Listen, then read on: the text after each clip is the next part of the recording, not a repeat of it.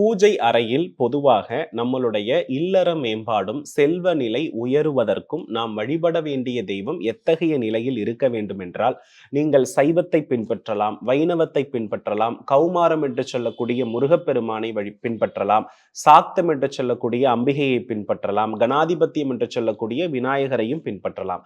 ஆனால் எந்த தெய்வத்தை நீங்கள் முறையாக பின்பற்றுகிறீர்களோ அந்த தெய்வத்தினுடைய குடும்ப படம் இருப்பதுதான் சால சிறந்தது. காரணம் என்ன அப்படின்னா, ஒரு படத்தில் பல தெய்வங்கள் கூடி இருப்பது கூட்டு பிரார்த்தனைக்கு என்ன ஒரு பலனோ அதே பலனை ஒரு குடும்ப படம் தருகிறது என்பதுதான் நிதர்சனமான ஒரு உண்மை.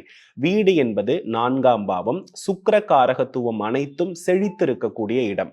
அதனால் பிறப்பு, இறப்பு, துன்பம் அத்துணையும் ஒரு வீட்டில் நிகழக்கூடிய நிலையில் இந்த குடும்ப படம் என்பது நம் வாழ்வில் மேன்மையை கொடுக்கும், இல்லறத்திற்கு நன்மையை கொடுக்கும், ஆன்மீக வழிபாட்டில் சமநிலையையும் இல்லறத்தையும் ஆன்மீகத்தையும் சமப்படுத்தக்கூடிய ஒரு வாழ்வியல் முறையையும் கொடுக்கும். ஆகையினால் முருகப்பெருமானுடைய படமாக இருந்தால் வள்ளி தேவசேனாவோடு, சிவனுடைய படமாக இருந்தால் குடும்பத்தோடு, பெருமாள் படம் இருந்தால் பெருமாள் தாயாரோடு ஏதேனும் ஒரு படத்தை வைத்து ஒரு தெய்வத்தை நீங்கள் பின்பற்றும் பொழுது உங்கள் வாழ்வு சிறப்பாக அமையும்.